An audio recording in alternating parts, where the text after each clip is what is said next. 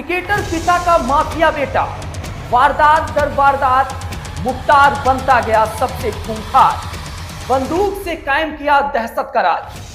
पहले हत्या से लेकर योगी के काफिले में पत्थरबाजी तक सब कुछ परत दर परत आज कुरेदेंगे मुख्तार का इतिहास। ये कहानी माफिया मुख्तार अंसारी की है, जो बताती है कि कैसे एक सम्मानित परिवार का लड़का अपराध की दुनिया में ऐसे प्रवेश किया कि दशकों तक उसकी दहशत पूर्वांचल के कई जिलों में महसूस की गई।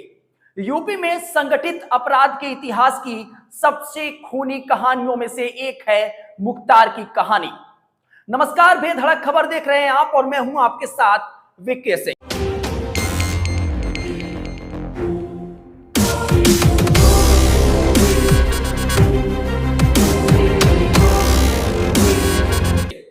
बेधड़क खबर का खास प्रोग्राम राजनीति के बाहुबली के इस एपिसोड में आज हम बात मुख्तार अंसारी की करेंगे। मुख्तार अंसारी का गिरोह देश के सबसे खूंखार आपराधिक गिरोह था। यह बेहद परेशान करने वाली बात है कि गवाहों के मुकर जाने के कारण खूंखार अपराधी गंभीर मुकदमों में बरी हो जाते हैं। यूपी के माफिया मुख्तार अंसारी और उसके गिरोह पर इलाहाबाद हाई कोर्ट की यह टिप्पणी किसी कोर्ट द्वारा मुख्तार के खिलाफ की गई पहली टिप्पणी नहीं थी। बीजेपी के विधायक कृष्णानंद राय समेत 7 लोगों की दुस्साहसिक हत्याओं में मुख्तार और उसके गिरोह के लोगों के बरी होने का मामला हो या फिर एक के बाद एक 8 मामलों में हुई सजा का, उस पर टिप्पणियों का सिलसिला लगातार जारी रहा। अपराध की सीढ़ियों पर सत्ता और सियासत की उंगलियों को पकड़कर जब मुख्तार ने चढ़ना शुरू किया तो उसके कदम रुके नहीं।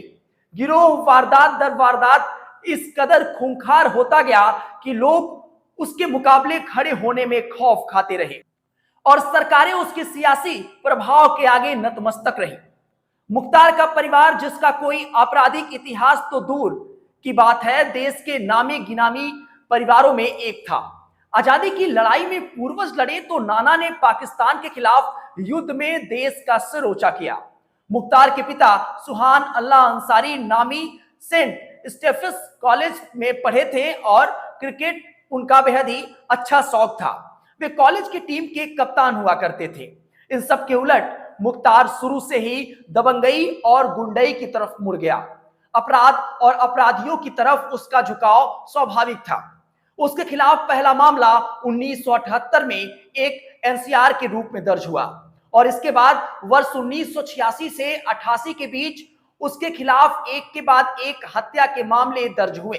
जिस मामले में मुख्तार चर्चा में आया वह मोहम्मदाबाद के सच्चिदानंद राय की हत्या से जुड़ा था। दरअसल मुख्तार के पिता मोहम्मदाबाद नगर पंचायत के चेयरमैन भी थे। किसी वजह से मुख्तार के पिता और सच्चिदानंद राय के बीच विवाद हुआ। आरोप लगा कि मुख्तार ने उसका ही बदला लेने के लिए सच्चिदानंद की हत्या कर दी। इस हत्याकांड में साधु सिंह और मकनू सिंह उसके मददगार बने। मुख्तार ने इन दोनों को अपराध जगत में अपना मान लिया गुरु, और इस दौरान साधु सिंह व मकनू सिंह के लिए मुख्तार ने कई वारदातें की, जिसमें ब्रजेश सिंह के करीबी त्रिभुवन सिंह के भाई कांस्टेबल राजेंद्र सिंह की हत्या भी शामिल है। पुलिस लाइन में दिन दहाड़े सैकड़ों पुलिसकर्मियों की मौजूदगी में इस हत्या के बाद मुख्तार के चर्चे पूरे पूर्वांचल में शुरू हो गए और इसके साथ ही शुरू हो गए मुख्तार गैंग और ब्रजेश गैंग के बीच कभी खत्म ना होने वाली अदावत। ठेके पट्टों से लेकर कोयले के कारोबार में अपना अपना सिक्का जमाने के लिए दोनों के बीच होड़ शुरू हो गई। कभी ब्रजेश गैंग भारी पड़ा तो कभी मुख्तार का गैंग। हालांकि कोयले के कारोबार में ब्रजेश गैंग का वर्चस्व बरकरार रहा, जिसके चलते मुख्तार को उस कारोबार के लिए गुजरात में जमीन बनानी पड़ी और इस बीच वाराणसी में अवधेश राय की हत्या हुई और इसमें भी मुख्तार और उसके गैंग का नाम सामने आया। 1991 में मुख्तार अंसारी चंदौली पुलिस के हाथ लग गया, लेकिन पुलिस उसे पकड़ पाए इससे पहले ही वो 2 सिपाहियों को गोली मारकर फरार हो गया और बन गया पुलिस के लिए मोस्ट वांटेड। अपराध जगत में नाम बना रहे मुख्तार को इस बीच यह समझ आ गया था कि अगर लंबी और सुरक्षित पारी खेलनी है तो राजनीति की जमीन तैयार करनी होगी। उसके इस कदम ने पूर्वांचल के आधा दर्जन जिलों के राजनीतिक समीकरण के बदलने का मंच तैयार कर दिया। मुख्तार अंसारी के दो बड़े भाई सिबकतुल्लाह और अफजाल अंसारी पहले से ही राजनीति में सक्रिय थे। वर्ष 1996 में मुख्तार पहली बार बीएसपी के टिकट पर चुनावी मैदान में उतरा और मैदान चुनावी घोसी लोकसभा चुनाव का मैदान था। सामने थे पूर्व केंद्रीय मंत्री कल्पनाथ राय, दोनों ही गंभीर मामलों में आरोपी थे। मुख्तार पर एनएसए लगा और कल्पनाथ राय दाऊद इब्राहिम के मदद के आरोप में जेल में थे। मुख्तार दूसरे नंबर पर रहा, लेकिन उसकी राजनीतिक जमीन तैयार हो गई। वह मऊ से ही इसी साल विधायक बन गया। माननीय बनने के साथ ही उसने अपने माफिया राज को और मजबूत बनाना शुरू कर दिया। पहले उस पर एक पुलिस अफसर पर हमला करने के आरोप लगे और फिर विश्व हिंदू परिषद के नेता और कोयला कारोबारी नंदकिशोर रोंगटा के अपहरण का। यूपी के सीएम योगी आदित्यनाथ ने भी पिछले सप्ताह ही चुनावी मंच से इस घटना का जिक्र किया था। राजनीति में आने के साथ ही मुख्तार ने ब्रजेश गैंग को अलग तरीके से चोट पहुंचानी शुरू कर दी। ठेकों में मुख्तार गैंग का दबदबा बढ़ने लगा और देखते ही देखते उसने पूर्वांचल के मछली के कारोबार, रियल एस्टेट, अन्य सरकारी ठेकों पर कब्जा जमाना शुरू कर दिया। मुख्तार अंसारी के बड़े भाई अफजाल अंसारी वर्ष 1985 से वर्ष 2002 तक मोहम्मदाबाद सीट से विधायक बनकर विधानसभा पहुंचते रहे, लेकिन 2002 में माफिया ब्रजेश के करीबी कृष्णानंद राय ने उन्हें पटकनी देकर बीजेपी के टिकट पर जीत हासिल की। कहा जाता है कि इस हार से मुख्तार अंसारी ऐसे बौखलाए कि उसने कृष्णानंद राय को रास्ते से हटाने की ठान ली। साल 2003 में लखनऊ के कैंट इलाके में मुख्तार अंसारी और कृष्णानंद राय गैंग का आमना सामना हुआ। मुख्तार अपने परिवार के साथ वाराणसी की ओर से लखनऊ में एंट्री कर रहा था। कृष्णानंद राय का काफिला लखनऊ से वाराणसी की ओर जा रहा था। काफिले की गाड़ियां आमने सामने आते ही दोनों ओर से फायरिंग शुरू हो गई। हालांकि उसमें कोई हताहत नहीं हुआ, लेकिन राजधानी में हुई इस वारदात ने सरकार को हिलाकर रख दिया। एसटीएफ को दोनों गैंग की निगरानी में लगा दिया गया और इस बीच एसटीएफ को पता चला कि कृष्णानंद राय की हत्या के लिए मुख्तार सेना के एक भगोड़े से 1 करोड़ रुपए में एलएमजी खरीदने जा रहा है, जिससे बुलेट प्रूफ गाड़ी को भी भेदा जा सकता है। एसटीएफ ने केस का खुलासा कर दिया। मुख्तार के खिलाफ पोटा के तहत मामला भी दर्ज हो गया, लेकिन मामला मुख्तार से जुड़ा था, इसलिए पुलिस अफसरों को जल्द ही अंदाजा हो गया था कि यह कार्रवाई उन पर भारी पड़ने वाली है। तत्कालीन सरकार की तरफ से पुलिस अफसरों पर पोटा हटाने के लिए दबाव बनने लगा, लेकिन डिप्टी एसपी शैलेंद्र सिंह ने झुकने से मना कर दिया। सरकार भी पीछे नहीं हटी और पुलिस अफसरों पर कार्रवाई कर मन बना लिया था कार्रवाई करने का। डिप्टी एसपी शैलेंद्र सिंह को निलंबित कर दिया गया और करीब 12 अफसरों के इसके चलते तबादले हो गए। इस बात से नाराज शैलेंद्र सिंह ने नौकरी से इस्तीफा दे दिया। मुख्तार पर कार्रवाई के चलते एक पुलिस अफसर के इस्तीफे के बाद प्रदेश की राजनीति में हलचल बढ़ गई, लेकिन तत्कालीन सरकार मुख्तार के पक्ष में खड़ी रही और टस से मस नहीं हुई। इस बीच मऊ दंगे की आग में मऊ जो है वो झुलसने लगा और इस दौरान खुली जीप में असलहों के साथ दंगाग्रस्त इलाकों में मुख्तार के घूमने के वीडियो खूब चर्चा बटोरे। मुख्तार को मऊ दंगों के आरोप में जेल भी भेज दिया गया। मुख्तार के जेल जाने के 1 महीने बाद ही बीजेपी विधायक कृष्णानंद राय समेत 7 लोगों की सनसनीखेज हत्या हो गई। आरोप लगते हैं कि इस हत्याकांड को अंजाम दिलाने के लिए मुख्तार अंसारी जेल गया ताकि उस पर अपराध साबित न हो सके। इस हत्याकांड ने मुख्तार की दहशत को पूरे प्रदेश में कायम कर दिया। मुख्तार का एक ऑडियो वायरल हुआ जिसमें इस हत्याकांड को लेकर ही बात हो रही थी। तमाम और परिस्थितियां जन्य साक्ष्य मिले, लेकिन गवाहों के पक्षद्रोही होने और 2 गवाहों के संदिग्ध मौत के चलते मुख्तार और सभी आरोपित इस केस से बाइज्जत बरी हो गए।